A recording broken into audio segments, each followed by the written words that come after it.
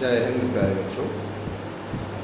आज हम आपको फिजिक्स में कल हमने आपको पढ़ाया था आमीटर ना। आमीटर में जो संट तार लगा होता था उसका हमने कल आपको प्रतिरोध निकालने का फॉर्मूला बता दिया था। S बराबर IG upon I minus IG into capital G। मैंने कल एक फॉर्मूला ये बता दिया था आपको।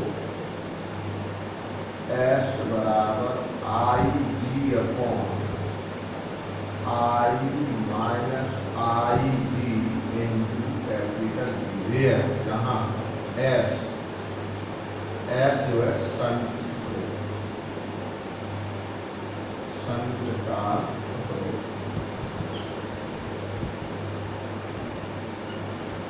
ठीक है। IG का मतलब था कुंडली में रहने वाली धारा। कुंडली में रहने वाली धारा। I का मतलब है परपथ में रहने वाली धारा। परपथ में रहने वाली धारा। और कैपिटल G का मतलब है कुंडली का रोध। कुंडली का ये इसके मतलब है। ठीक है, ये हमने कल सूत्र लिखाया था। S बराबर IG upon I minus I into capital G। ठीक है, अब इसमें हम कुछ और महत्वपूर्ण बातें आपको बताना चाहते हैं। जैसे मान लीजिएगा कि हमारे पास ये कुंडली है और इस कुंडली में IG का मान मान लो 1 एम्पियर हमें ना 1 एम्पियर। ठीक है, तथा इस परपथ में बहने वाली धारा मान लो आपकी 10 एम्पियर है। ठीक है, परपथ यानी I बराबर 10 एम्पियर। ठीक, तब इस परपथ में बहने वाली धारा जो 10 एम्पियर है, ठीक, इसको कुंडली जो है 1 एम्पियर तक 1 एम्पियर विद्युत धारा के मान को नापेगी। और शेष अब थी का 10 एम्पियर 1 एम्पियर कहाँ चलेगी आपकी ये कुंडली में।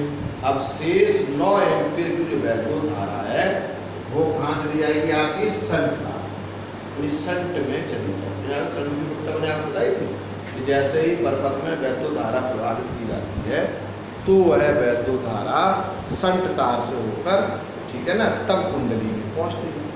तो संट तार में धारा ऐसे मान लीजिएगा कि कुंडली में बहने वाली धारा मान लो 1 एम्पियर है और इस I बराबर 10 एम्पियर है। पूरे परपथ में बहने वाली धारा का मान 10 एम्पियर है। ठीक, तब कुंडली में धारा कितनी रहेगी आपकी 1। कुंडली जो है वो धारा का 1 एम्पियर मान बताएगी।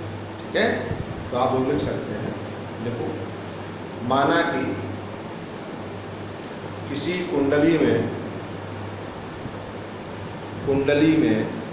1 एम्पियर की वैद्युत धारा का विक्षेप आता है। मैंने 1 एम्पियर की वैद्युत धारा बताती है। ठीक है, ठीक, इस मतलब कहने का हमारा ये मतलब ये अगर आपने 1 एम्पियर को हम 2 एम्पियर बता देते हैं। हमने मतलब एक ऐसा धारा मापी दिया है, ठीक है ना, एक ऐसी कुंडली दी है जो 1 एम्पियर की वैद्युत धारा के विक्षेप को नापती है। बात समझ में आपको लगे? हमने ये ऐसी एक कुंडली दी है जो ये धारा के माप को जो है 1 एम्पियर के विक्षेप तक 1 एम्पियर अगर विक्षेप आता है उसे ये नाप। ठीक, अब हमने क्या किया कि इसमें एक ऐसा परपथ दिया जिसमें 10 एम्पियर की वैद्युत धारा नापी जा सकती है या वैद्युत धारा बह रही है। माना कि हमने देखो नीचे, माना कि परपथ में 10 एम्पियर की वैद्युत धारा ठीक है मापने के लिए या परपथ में 10 एम्पियर की वैद्युत धारा होने पर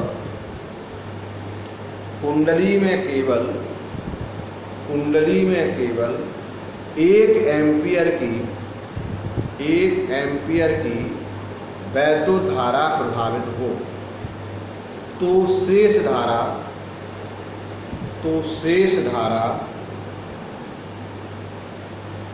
ठीक है, तो हमारी जो शेष धारा है वो कहाँ से जाएगी? शंट से होकर निकल जाएगी। तो शेष धारा शंट से होकर निकल जाएगी, ठीक है ना। इस प्रकार से अगर उस सूत्र में हम प्रयोग करें, वो भी सूत्र आपको बताया था कि S बराबर I G upon I minus I G upon capital G. तो S बराबर 1 एम्पियर आई जी का मान है 1 और इसका 10 एम्पियर है, इसका 1 है into capital G. S upon G अगर हम निकाल रहे हैं यहाँ पर ऐसे निकाल लो जी से S बराबर हो जाएगा 1/2 इंटू कैपिटल जी, या हम कह सकते हैं S बराबर कैपिटल जी अपॉन यानी शंट का जो प्रतिरोध होगा है ना, वो जो है कुंडली के प्रतिरोध का ठीक है कितना होगा 9वां भाग होगा, 1/9। यानी शंट का इतना कम प्रतिरोध होगा कि इस जो हमारी इसमें कुंडली लगी है उसका 9वां भाग, ठीक है। तो देखो अतः शंट का प्रतिरोध कुंडली के प्रतिरोध का 1/9 भाग होगा, ठीक है ना, 1/9 भाग होगा। अब देखिएगा इसमें ये कैपिटल जी और कैपिटल S ये दोनों किस में जुड़े हुए? तुम्हारी ये धारा माप वो समांतर क्रम में, ठीक है ना, जुड़े हुए दोनों ये समांतर क्रम में।